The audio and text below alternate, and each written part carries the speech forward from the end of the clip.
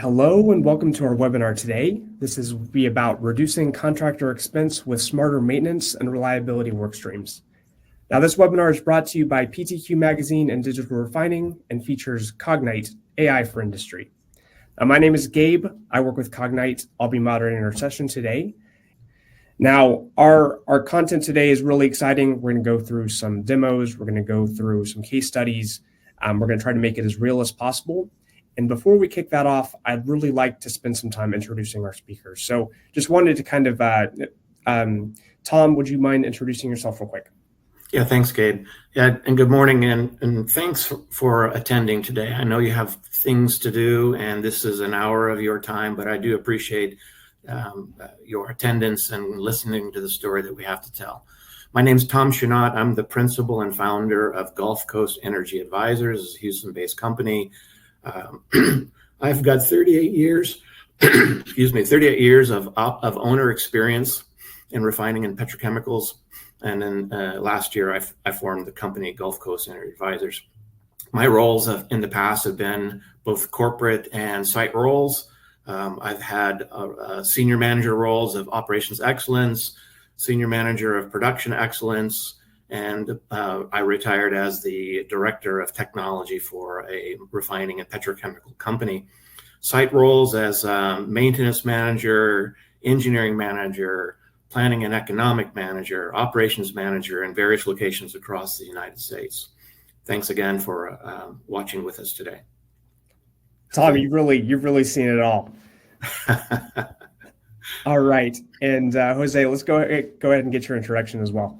Sure thing. Thanks, Gabe. Name is Jose Noguera, oil and gas tech sales here at Cognite. I've been with the company for about 6 months, and I can honestly say this has been the journey of a lifetime. I studied chemical engineering in school, and I grew up in the refining industry as a process automation engineer, specializing in advanced process control. During my stint in the industry, I was very fortunate to be able to support 2 major turnarounds. And looking back, it still feels like I haven't caught up on sleep. So anyways, I'm very excited to show you some of the things we're working on here at Cognite. Yeah. Great. Well, thanks both for your introductions. We'll go ahead and get into some of the content here. And this first slide is really kind of more of a discussion slide, right? We're going to center on the turnaround story, the maintenance story, and what we see from our customers and from the market almost every day are just how complex these processes are getting. We know that there are a lot of folks involved, a lot of people in the kitchen, a lot of data involved that's hard to access, hard to get. You've got contractors in the mix. You've got a tight budget. There's a lot of moving parts. And so I'd love to get each of your takes on why this is such a complex challenge and what are some of the implications of that complexity? Yeah, I think from my perspective, having been on the owner side for a very long period of time, there are a lot of moving parts here, and it is difficult to predict the outcome of planning for such a large event. We all, we plan for success, we expect success, but there are definitely variables in that plan that sometimes arise that make it challenging. Yeah, I agree. To describe it in a funny way, it's herding cats, right? You have many different work streams impacting many units. Different tasks have to be done sequentially for you to get the green light to start up again. And then inevitably, whenever you go into the execution phase, things will go wrong, right? You ran out of one chemical that you needed to do a cleaning. One part is arriving late. It's a nightmare, right? So the planning piece is really critical to making sure that you at least set yourself up for success. Yeah, there's also the ability to adapt to discovery work as well, because there's going to be discovery work, and so it's going to modify the plan and the schedule. Yeah, for sure. Well, it sounds like there's a lot of opportunities to be more efficient here, right? On the side, there's double work. We've seen that where you've got contractors waiting too long for certain things. And all of this leads to cost overruns, potentially missed risk mitigation, and delays. I haven't heard of a lot of turnarounds that end on time. And so I think a lot of this complexity can be managed a little bit better, and that's what we're going to talk about today. You know, we kind of live and breathe this every day, but what we hear from our customers and our prospects are a lot of details about this complexity. Right, there's still a ton of knowledge that is locked in people's heads, and if you've got people that retire, that presents as challenges. You've got maybe a lack of continuity on this great experience and expertise. Like I said, you've got kind of conflicting goals and challenges in some cases. Like the last thing you want to do is go in and have a clash with your contractor, your team, and this can really take things a little bit longer. And just to that point of not having to do double work and having less non-productive time, I think this is another common theme that we hear all the time. Can't have teams waiting. That just it's not helpful for anyone. Again, anything that y'all would like to add here? I know y'all have lived this, y'all have seen this. Any stories that stick out from your perspective? I think it's captured here, but I have seen so many times where we've staged up to do some work, and then the staging was in the way, so we tore it back down, and then only to find out that we had another job in the same area that we had to stage back up again.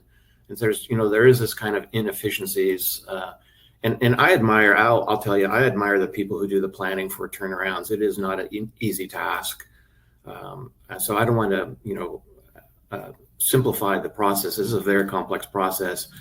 But things happen, geographically, you need to know what's in that space, sort of what's in that sort of volume around the work, and then what is the highest priorities, what is critical, and what you need to be most successful about it. And I think that's the difference between a really good turnaround and maybe a little less than a really good turnaround. Yeah, I think that just about covers it, Tom. Yeah, and I think what's interesting here is we're covering it from the perspective of a turnaround, which involves a lot of different work streams. But I kind of encourage everyone to think through that these same challenges, these knowledge challenges, persist across reliability, across maintenance, and so we're kind of framing it around turnarounds. But this knowledge challenge is a much bigger challenge that you can apply. Yeah, and again, going back to the framing here, we really want to get specific around the contractor labor cost. Absolutely. There are a lot of people. And so Gabe, in some of the larger turnarounds I've been on, there could be 2,000 contractors on site at the peak of the labor. Obviously, minus 1 year, you don't have 2,000 people. And as you approach oil back in, you don't have 2,000 people, but there are a lot of people on site, and any efficiencies to be gained is immediately impacts the bottom line, the total cost of the turnaround, and it's very measurable. So I like this topic that we have today, because it's not that I am against contractors. I think contractors do a fabulous job and they're very necessary, but we want to be as efficient as possible. And if by improving efficiencies, you can minimize the duration or the number of contractors, then it's a big win for the owners. No, for sure. Anything you wanted to add there, Jose? Well, yeah, it's on the cost side, it's not just a contractor cost element, but if the site is not operational, it's not making money. So if from an efficiency capture perspective, if you can shorten the timeline, obviously there's cost, a real cost to the contractors that are involved in the effort, but then you're back, oil in and producing again, depending on the size of the site, right? This could be a multi-million-dollar a day lost profit opportunity, right? So the efficiency capture here is significantly meaningful, right? Yeah, what really jumped out to me on the slide is, right, the amount of learning that the contractors have to do, right? It's learning the work processes, learning the data, the volume of documents, learning how things have been done previously, oriented with the site. Like, there's so much learning that has to happen here for people who are not always there on site. So that really jumps out. Yeah. Great. Yeah, so let's talk about some of the processes and maybe get into a little bit more of the meat of the presentation. again, appreciate everybody being here today. But our workflows, and this applies not just to turnaround, but we're focusing on turnaround execution today. But it applies to all of our processes that are typical, right? They're very sequential. And you have a turnaround work list, then you have to gather the information. That information might be in multiple data sources. Those data sources need access, and they're not all in one location. So you have, P&IDs or in one EDMS, and you've got engineering specifications in another EDMS. You've got procedures, you've got, plot plans, and it's all kind of sprinkled around. I talk about it as like it's an Easter egg hunt for the owners and even the contractors to, find the material, figure out where the equipment is, and then, develop the packages for execution. It's a lot of hours. It's a lot of time. And, we as, operators start this process, a year away, minus a year of oil out. It takes a lot of time to do this. And so we're going to walk you through some processes today. Excuse me. We're going to walk you through some processes and how we might improve that process. So again, it takes a lot of work to build a package for first of all, it takes a ton of work to build an entire turnaround plan. But if you break it down into more bite-sized pieces, you're building packages for each piece of equipment. You're building packages for your valves, your piping, your rotating equipment. You're building all these packages for execution. But it takes many work teams to do it, not just contractors. And while we're focusing on contractors today, it also takes the owner's personnel, the operations, the maintenance, the reliability, environmental health and safety, to put all these things together. And the basic principles is like, what am I working on, right? The contractor gets our work list. I sometimes keep referring to myself as an operator. Sorry, I am a consultant, but 38 years of operating, it's hard to turn it off. So we hand a work list to a contractor at maybe minus 1 year and a fully developed closed work plan at minus 6 months. And now the contractor has to figure out, well, what am I working on? And where is it? And is it a repair? Is it a replacement? Is it an upgrade? In the plant, what plant is it in? What unit is it on? Is it elevated? Do I need staging? Do I need cranes? And all these questions come in to build the plan. And then, in the end, operations has to decide, well, how do I isolate it? But we're doing all these things in silos. We're not working together as a team. And what you're seeing on the upper right-hand side here is what we call Canvas, or what Cognite calls Canvas. And Jose is going to explain more, but I'm going to tease you with it a little bit. You can see it's moving around, but Canvas is, think about it as artwork, right? You create something on a canvas. But the technology that Cognite has to offer in its AI and machine learning allows you to bring things together in a collaborative workspace. And I think we're going to focus a lot on that today, and the real value of bringing teams together, whether it be company teams, ops, maintenance, reliability, or contractors, or working all together. So Cognite has a platform called Cognite Data Fusion. And, it's really trying to break down these silos to bring teams together, to make sure data is available. It brings the field together. It can use a mobile worker platform that can write back to the CMS. You can take pictures and add it to the work orders. If you have discovery work, you can bring in the discovery work to the turnaround work list for appropriate approval. But it brings the teams together and it breaks down this data silo. And I think that's really important. Gabe will spend more time explaining that. But what I wanted to point out here is that what you're really doing is you're optimizing your workforce. And I spent enough time in doing operations excellence with a large company with many sites. And having improvements in the way we work is very valuable, but getting the teams together and improving the way the teams work is even yet more valuable. And being able to share this platform from one group to another, including contractors, is just essential for really optimal turnaround planning and execution. So we're gonna give you a little bit more insight in how this works. And I know those images are very small, and so I'm grateful that Jose is here to open the hood and show you a little bit more about how the engine works.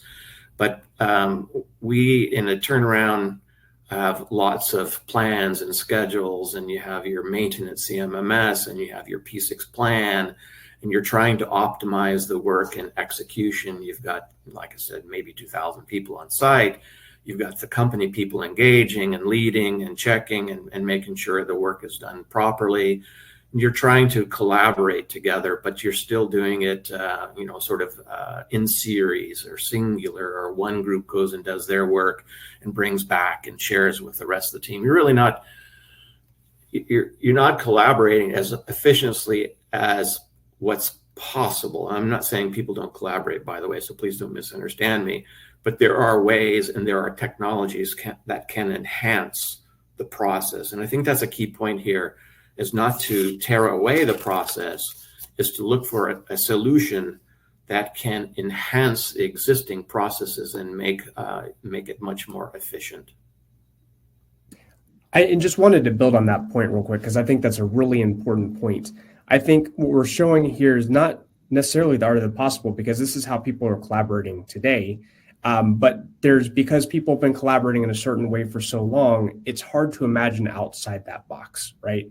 And so when we typically work with customers and we bring this technology on site, we get to that point where folks are wondering, why haven't we had this technology before? Because it's changed how they're even thinking about the interactions between their field and their back office. And I think that's what's really interesting and exciting, and what'll be some of what Jose shows.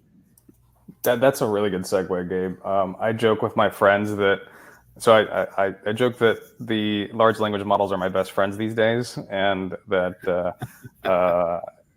just working with them constantly, daily, 10, 12 hours a day sometimes, really shifts the way you work. And I think the platform causes that shift in a mindset as well in end users. And so you start problem solving in a completely new way. And just like Tom said, it's more efficient. It's doing things in ways that you didn't even think of beforehand, because you didn't know those possibilities existed. So we're going to go through a few slides, just giving you an idea of what we're working on here at Cognite. And then I'll show you a live demo of some of these things. So first off, what you see here is a slide on turnaround priority optimization. So what that means is, you can visualize your work orders or turnaround plans in context with other relevant data. Think of material status, your available resources, your headcount, maybe isolation boundaries on a 2D or 3D model, whether or not your work orders require scaffolding, if there's hot work involved. With the platform, you have access to all these different types of data, and it can shift the way you analyze how you want to stack work, or how you want to prioritize work. So I'll be showing you how that works in action. Let's move to the next one. So collaborating to prepare work packages. So naturally, as the turnaround process matures, you shift to developing work packages to hand off to the teams executing the work. So leveraging Canvas or whiteboard app solution, there's a way to accelerate the build out of these work packages. So first, you find and organize relevant information to the project, 3D models, operating and maintenance manuals, P&IDs, potentially relevant work orders. You can invite others on the team to collaborate in the workspace, ask them questions, have them provide their feedback on the work that's going to be done to develop a better sense of what is happening. And then lastly, if you want to invite operations or field workers to the show, you can also invite them and ask them for perspectives from the field, right? Hey, can you do this, a line walk and verify that this isolation makes sense, that we aren't missing any valves, right? How do you do that, Gabe? How do you invite other people to participate in this collaboration? Oh, I'll show you. That'll be a part of it. Yeah. So it's really easy, right? The idea is, how, depending on how the platform is set up, users can just invite anyone in the organization freely to this. I mean, like an email? Yeah. So you tag somebody in the workspace, and they'll get an email, pretty soon after. We're integrating the field worker solution as well with this, so a field worker can go to the field, take a photo of what they see, maybe record some notes, and then it links back up into this platform as well. So it's a very rapid approach to developing work packages. And then this is a little bit closer to the art of the possible. Where are we aiming? Where are we headed in the near future? Is automated PNID boundary markup. You see this and you think this is absolutely crazy. I see this as an engineer that worked in the industry and think this is radical. This is awesome. So what's happening behind the scenes? We're using image recognition and pattern recognition algorithms to detect the boundaries for a specific unit or a specific vessel or asset. So what you're seeing in this clip is you select the valves, and then it automatically goes through and scans and highlights the potential isolations or lines that will be isolated if you were to close these valves or shut in these valves. So just think about what that does from a work order or work package development perspective, right? This really accelerates how you approach work. Naturally, there's risks involved, but that's just the nature of the business. We have to manage risk in some way. So there's a human in the loop element involved, but it's just accelerates work radically. So one of the things I like about this, Gabe, is that put your operations hat on for a minute, and then put your maintenance or your contractor hat on. Operations builds the isolation plans. They decide where the blinds are going to go, what valves are locked, what drains, what vents.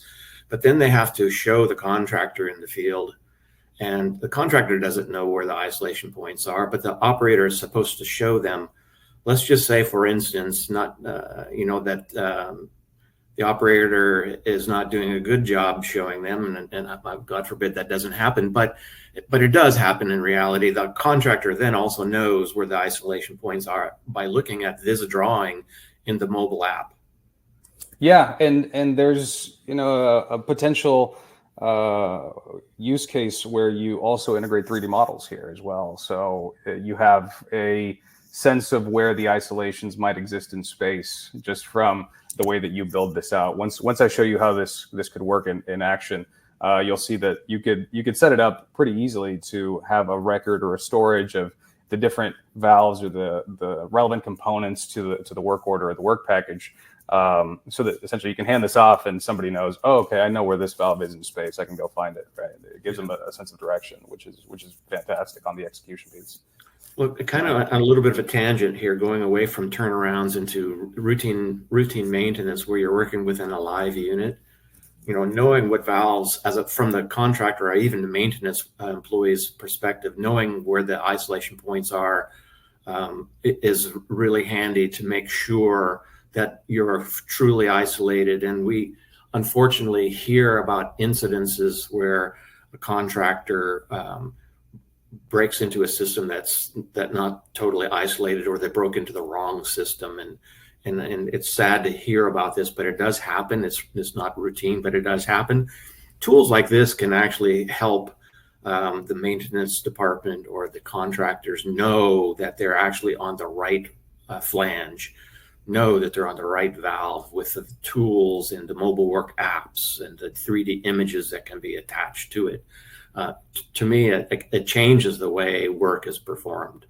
Yeah, exactly right. And so with that, let's show you the tools in action. So throughout the demonstration, it's worth noting that we typically work together within your current ecosystem of tools. So we stitch together existing functionality, existing data sources to enable better collaboration between field and office, and increase the quality and the speed of the sessions that you might go through to develop these plans. So the first flow we're demonstrating here is how we can optimize turnaround scopes.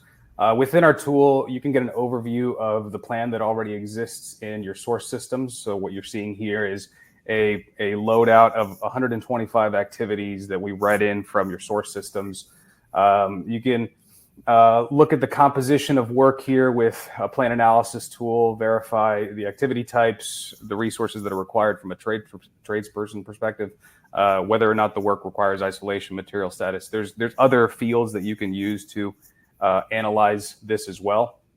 So from here, let's look at, for example, for this specific material status, these are work orders that we recognize that we don't have, or we're waiting on materials. So this is one potential view to start analyzing what work you could do currently if you have missing parts.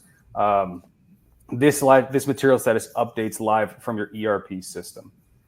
So from there, we can do some scope optimization, which, naturally a question that arises is, are there opportunities that we can do that are not currently in the plan, but it makes sense from an optimization perspective to include them in the plan? So I will show you what this might look like in action. So I'm looking at, again, all the information is contextualized. So there's a work order here for this PSV. I pull in the P&ID. I'm looking at this.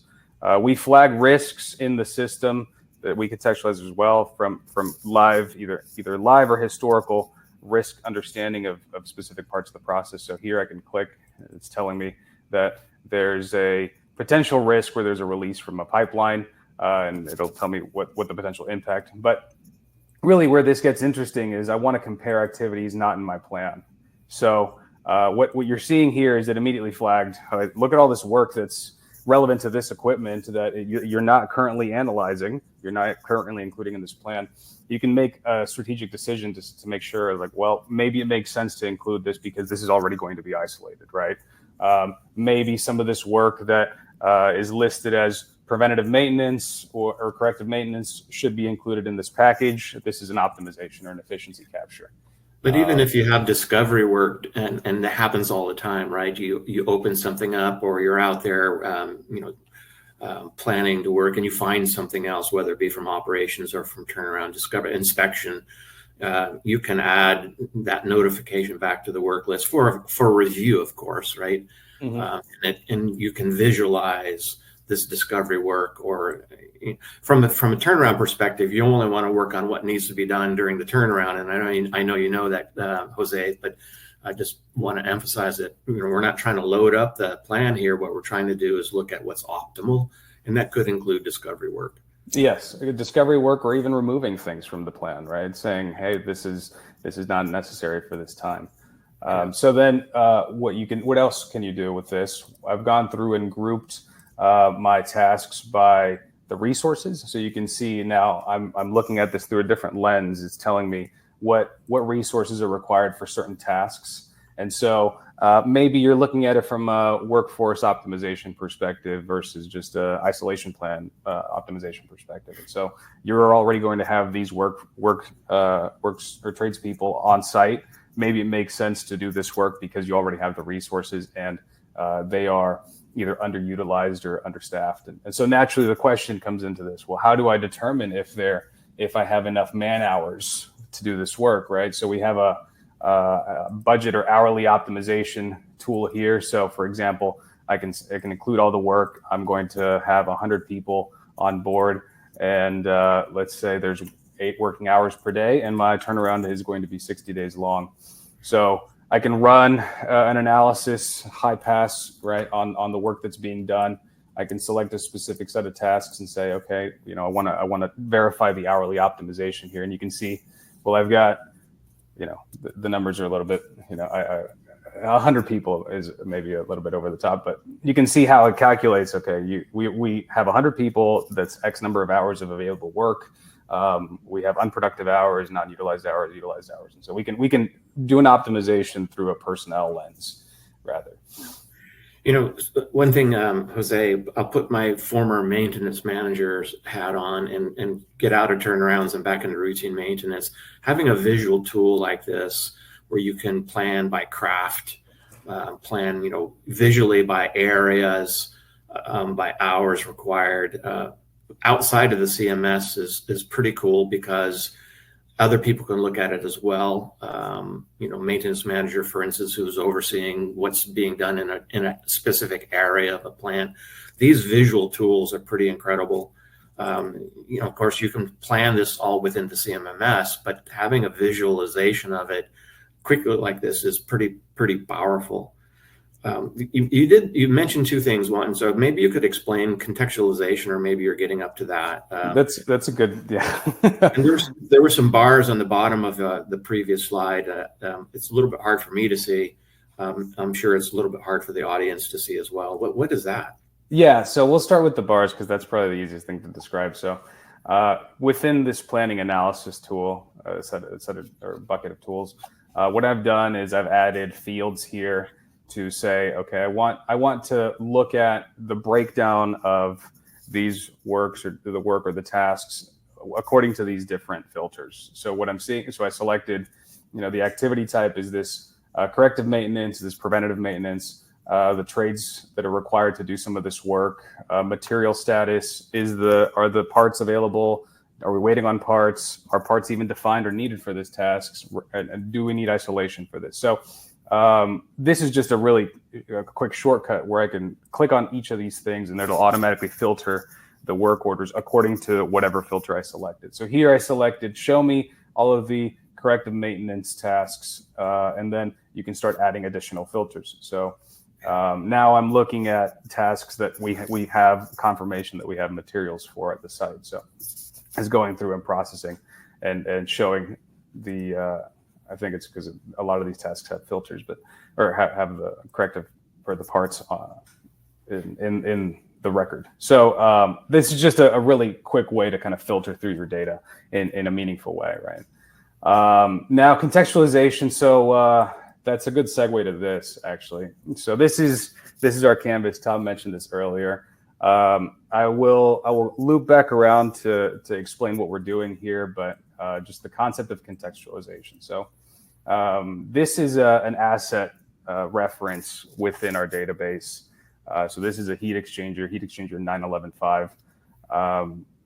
I will click and show you what this looks like on the back end, right? What is comes out of the functional location hierarchy of the CMMS. Yeah, exactly. So how do we store the data behind the scenes that powers all of the applications? So we have an asset hierarchy. You can see this tree view. This is root asset all the way down to the child, the leaf asset. What you've got here is some metadata describing what the equipment is. This is customizable depending on what you're trying to model. Other assets that are linked, time series information, files, events, work orders, etc. And so what we call contextualization is the process by which we link your asset hierarchy to all the different data types that are related to that specific asset. So you've got time series, operating manuals, P&IDs. We make the connections between those and the specific piece of equipment that those belong to, right? Yeah, I think it's important to restate that we're not replacing existing systems within the company. I'll switch again. Cognite is not replacing the CMMS. They're not replacing P6. They're enhancing the attributes of those and using the data within what Jose is calling contextualization. And we'll talk a little bit more about that, I'm sure. Yeah. And so you've got the data linked into the platform now, and you can quickly search it, quickly reference it, find it. You've seen ways that we can access the data relatively quickly. So what can you do with it from a work package development perspective? So what you see here is a canvas that I've built out for work package development. So on the left-hand side, we can link in 3D models. And so in this with these 3D models, I've made a couple notes. I think it's about 12 meters or about 30 feet tall, this structure. So I'm kind of curious, is that accurate? And then for a work planning perspective, is there enough space? Is there a confined space hazard that I need to include whenever I'm planning the work? So what's kind of nice about this, Tom, earlier you asked, how do you bring in other people to work in this environment? So I'm just going to add a comment. I'm going to tag one of my coworkers. Matt, can you walk this out and verify the height / space for this? So there we go. It's sent off to him. He'll receive an email in his inbox. Now he has access to this workspace. He'll go off, do the work, come back, reply, leave a note for me to analyze later. That's incredibly useful. When we're talking about isolations or mapping lines, for walk downs, so we've got P&IDs built into the system, right? So here what you see is, let me click here. So we've got a P&ID for the heat exchanger and for the relevant assets connected to it. We have technology that allows you to scan in your P&IDs and or make them into smart documents. You read in the symbols in them. You create what we call bounding boxes, these little purple boxes. And these are smart links across the rest of your data set. So I've marked this down, and I will, again, ask Matt, hey, can you walk this down? Hey, can you walk these lines down and verify I'm not missing any valves? So there we go. So he'll receive a notification on that as well. Lastly, maybe it makes sense to consider inspection reports from the past to give you a better sense of what work might need to be done. Or you have a design document or design manual that has guidance and specifications, for example, on what torque you should be using to close up a heat exchanger, the vessel, once you're done with work. So I'll show you again how the database works, but I'm going to find related data to this heat exchanger. I will scroll down and find, so I'm looking for the operating manual, or the operating and maintenance manual rather. I'll show you what we used to do before this technology existed. You might scan through this document and try to find the information yourself, right? So I'm looking. Okay, installation and preparation for putting in service. That's just too slow, man. Even for me, that's too slow. So I'm going to just ask the document a question. Hey, what torque do I need to put the heat exchanger back in service? So now I can ask my documents questions. It'll go through this process. It'll scan the document. If I did my job right, cool. So I got some guidance. Let's see, tighten interconnecting nozzle bolts to 200 Newton meters per bolt. I think that's correct in terms of units. I can add this as a sticky, right? So this is now relevant information that I want to store off for future reference. And I clicked through it too fast, but it does tell me whenever I generate that information, where that information was sourced from, right? So then you can click a link. I'll just run it again because I think this is really important. What torque do I need? I'll just leave it like that.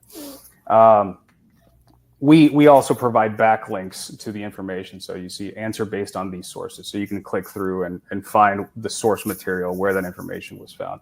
And that's really important, right? Because again, human in the loop, we're managing risk. And you need an engineer to verify that these results are actually accurate in some senses. Right. Hey Gabe, I'm sorry, no, Jose. So I've worked with a number of customers who say, hey, I've tried these copilots and I get junk and I don't trust them, or, they're very generic. Can you explain how your platform here knows that operating manual is associated with that exchanger and the sort of the truth and verification? Now, you mentioned that just a minute ago, but I think it's important for the viewers to know how can we assure the relationship between the documents and the assets? That's a great question. So as a part of the data ingestion and contextualization, or digestion, you could think of it that way.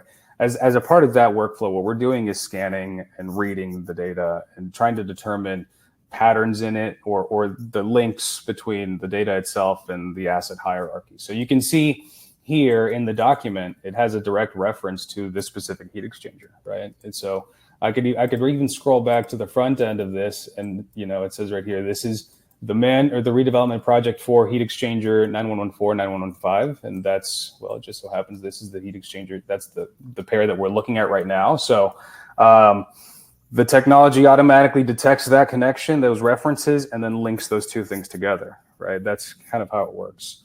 At scale, naturally, that's a big task, but we get into other concepts, something we call a knowledge graph. Those relationships are now written into the data set or into the source system, into the platform. And so whenever you start making references in the future for some of this work, that data is already linked. And so it's just inherent in the process how that data is sourced. And so, you're not, something really important about this is you are generating insight based on your data. This is not a training set. This isn't something else that was done. It's, we're searching for the data that you have loaded into the platform and specifically generating insights based on that data, right? And that data could be, developed within the organization, for instance, mechanical integrity teams or subject matter experts on processes. You can create your own data and attach it to the assets. That's right. And then, so last workflow. So from a scheduling perspective, once you are pretty clear about what you want to do, or once you start developing a detailed schedule, this typically happens in maybe a different or dedicated scheduling tool. We can also pull that back into CDF or the platform. So what I've done here is now I've added a Gantt chart. I'm essentially augmenting the previously static PDF-based schedule with location and 3D data. I can also compare or group things by planner groups. So if I'm having different discussions with different groups of planners or folks in the organization, maybe you have some capital project work that's happening. Maybe it's just base maintenance or base operations work, right? The group can be, the work orders can be grouped in that fashion. And so you can have a more specific or detailed conversation around those topics. But then naturally, there's a question that Tom, you mentioned, from a work planning perspective, are we going to have stacked work? Are there going to be multiple teams working in the same area? So I have access to the 3D models within this. I can just click view asset on 3D. It automatically takes me to the 3D model, and you can see, okay, well, I've got multiple work orders or multiple work happening in this area. Do I need to plan these at different times because I'm going to have multiple people working here? Are there going to be, restricted or confined space risks purely because of that? So you have a sense of space whenever you're planning the work, which is something pretty novel. And then again, there's a lot of collaboration built into the platform. So if you want to ask folks for feedback, perspectives, there's a comment functionality as well through here. So this is really radical stuff from my perspective. I think it's just pretty incredible what we're doing, and I'm really excited for this, where this takes us in the future. Yeah, I think this is really powerful because, and we should re-emphasize the point, it doesn't change the P6 plan. You still need a very talented P6 planner to build this, but this gives you a window into the plan without being a P6 planner. And you can query and look, and the turnaround planner, the contractor, can use the tool as well. But if I'm a turnaround manager for the owner, and I want to look at some very specific areas or maybe a problem that's arising, I can query these tools without being a P6 planner. I like that a lot. Yeah, so we talked about this a little bit, but I think what's really interesting here is how we're contextualizing and bringing in data from across your organization in a way that's been traditionally really hard to do. I've been in the industrial data management space for a long time now, and there's a lot of competing vendors who are kind of jockeying for control of that data. Where we see customers really start to open up and get excited is when there's a level above all these different data sources that brings everything into a level playing field. It's what Jose called and showed around contextualization, right? And it doesn't have to be complicated. It's all your data in one place, available to the people that you give access to, right? Available for use in applications that you already own, or that you're developing yourself, or that are from Cognite, right? So it's really thinking about this data problem in a different frame and making it and putting it, giving you control of your data again in whatever shape or way you need it for turnarounds, for maintenance, for reliability, etc. That's really what we are really good at Cognite. We lead this market category, and we're specialized around the industrial data piece. So Gabe, one of the benefits of being a consultant is I get to look at a lot of different products.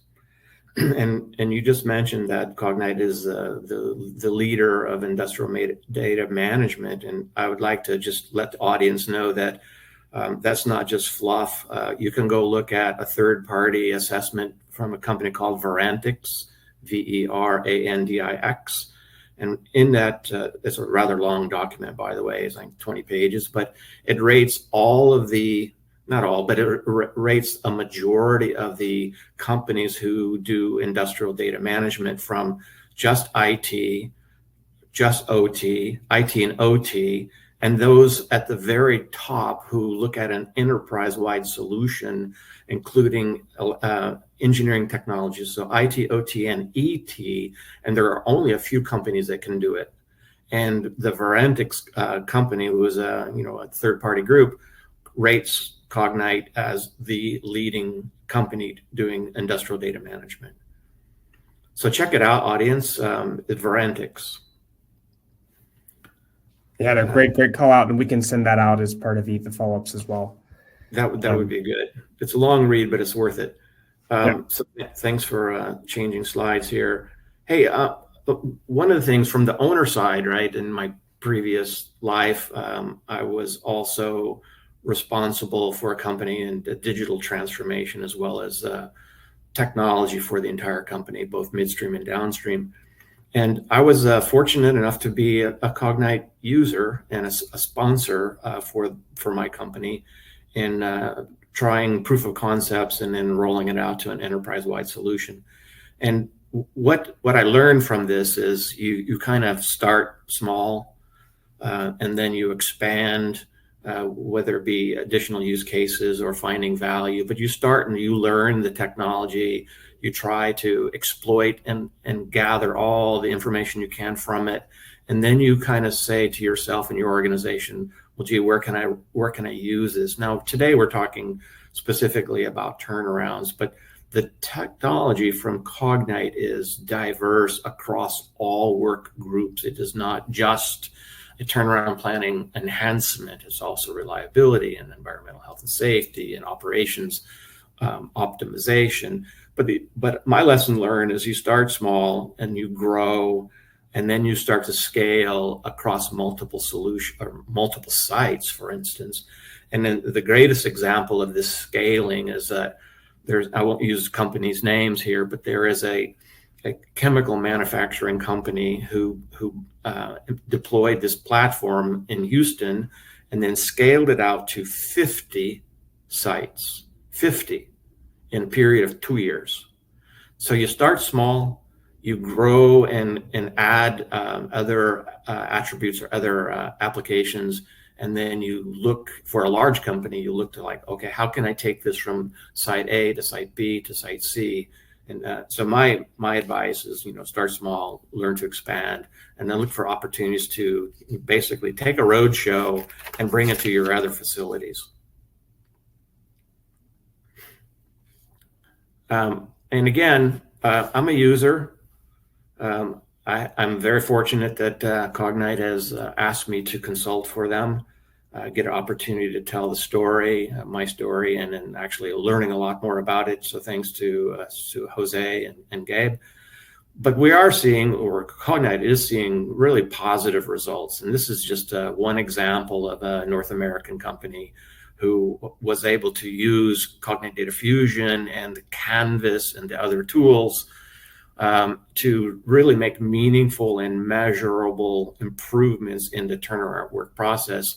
Hundreds of hours in the planning cycle, 150,000 documents that were ingested into the knowledge graph that Jose talked about, and really impacting a measurable bottom line. And so wanted to share this with you, that it's not just a sales pitch. It's working. It's being deployed.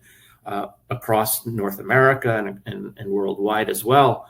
It's an incredible tool. I wish I had a chance to use it more when I was working for an owner, but I encourage y'all to look and learn more about it.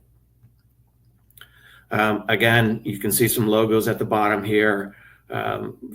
Valuable results in short periods of time, and that's true to the use cases that I employed at my former company. We saw measurable results in the first 6 months and continue to grow and utilize the application over time. It's kind of exciting to see this. It changes. It changes the way you work. And one of the things I wanted as an objective of the vision I had for digital transformation in the company was change the way people work. A lot of technical solutions are very vertical. If you think about APC, that's a great example. APC works on a unit, on a cat cracker, on a coker. It's very specific, has measured variables and control variables, but it's very vertical. This technology goes across all platforms. It goes across all departments and brings them together, and it simplifies the processes, and it doesn't destroy. You don't rip out your existing technologies to put in a new one. You enhance what's existing, and so you have a chance to change the way you work, to improve value. We're talking about contractors today, but to improve their efficiency and lower the headcount and the duration of time they're on site, and organize and optimize and just basically save time. And it's not just contractor time, by the way. Think about, as an operations manager, I would have operators planning a year in advance, building packages, isolation plans, and I paid them premium time for that. And then I had to backfill them with time and a half for their posts that they weren't able to do. So that cost from the operations side, that cost me a lot of money. So you shorten that time as well because you're more efficient and the data is available. You can build these packages, you can share and interact with others. You just have a resource that just wasn't there before. And there's some other things that, searchable that Jose showed. There's charting attributes that we didn't talk about today. There's a mobile app that we talked about a little bit today, but you can you take photographs, attach them to a work order. You can send a notification into your CMMS for discovery work. There's just a number of things that you can do, but the overall collaboration and bringing people together and being more efficient is really impacting the bottom line. No, and that's fantastic. And I really appreciate those comments there. And the demo as well. I started seeing a bunch of Q&A come through as we got to the demo. So I want to use the rest of the time for that. We'd love to talk to you regardless. We'd love to talk to you and just kind of learn a little bit more about your process and your pain points. If there's a way that we can help you be more efficient and improve the productivity of your teams. So thanks again for the content. Let's get into a little bit of Q&A here. The first question here is this integrated with EPTW? It would be good to also visualize permits on the PNID. And I would love to kind of get your take on that. I don't know what EP. I think I'm going to guess that's like an electronic permitting tooling, permit to work.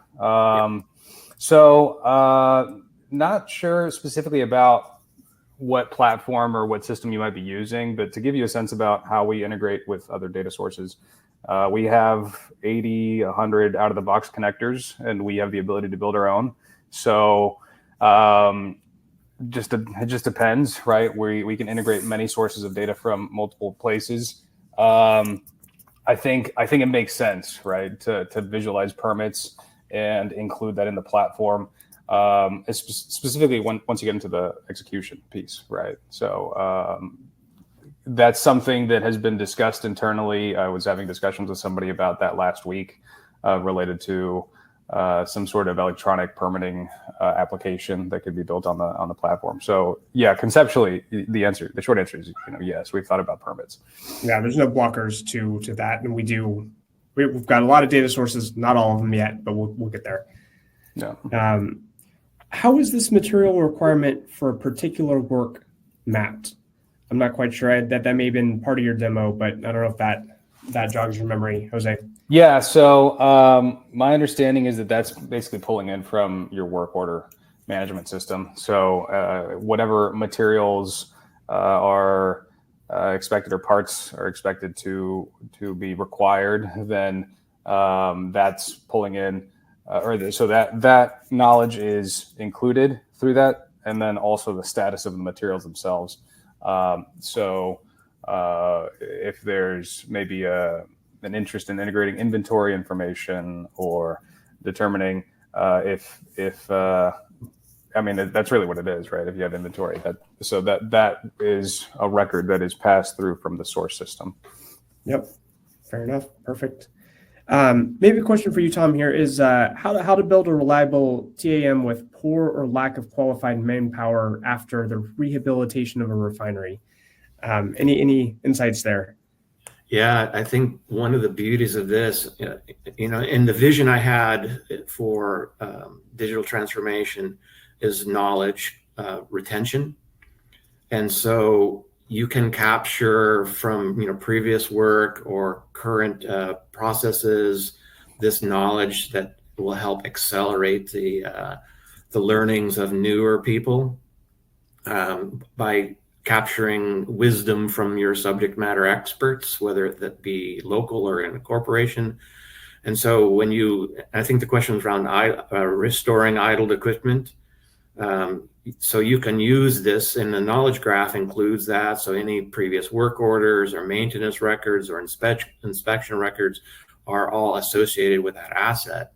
And so it helps a newer team gather that information without what I would call the Easter egg hunt, right? And you can do it from your desktop. You can collaborate with others rather than running around to this department and asking a question or that department and asking a question. For sure. I think we've got time for a couple more questions here. This one might be pretty simple, and I think this is when you were showing the 3D model, Jose. But where did that view come from? Laser scan? Question mark. Yeah, common way that those are generated is from some sort of LiDAR scan or a point cloud. Cognite does not provide that service. We ingest that data from another source system. We consider data sources from drones or robotic workers. We treat those kind of like their own data types, and we can contextualize that as well. So, along those lines, yes, if you have the models, we can ingest them. If you're creating the models, by all means, we can ingest those as well too. Perfect. And then another question here. This software can be used not only for turnaround packages, but also replaces the need for smart P&ID, correct? That's a great question. So, there's many use cases that extend beyond just turnaround package creation or planning. The tooling behind the scenes or under the hood can be used to create smart P&IDs, right? So the documents that you saw in the demo have links. You can click them. They reference the database itself. So if you have some sort of smart P&ID solution, this is built into the package, I'd say. Yeah. What I like about this, I'll put in my former engineering hat, and even I was a director of major projects, engineering and corporation as well. So the company I worked for, we designed in Hexagon smart plant. So we had smart P&IDs for everything that was new, major projects, right? But we didn't have smart P&IDs for, the 100 years of equipment that we currently have. And I like the fact that this creates smart P&IDs for existing assets and existing P&IDs. And you can build smart P&IDs with new projects, but you can't go back and without this platform, you can't go back in your old P&IDs and turn them into smart P&IDs like what Cognite can offer. Got it.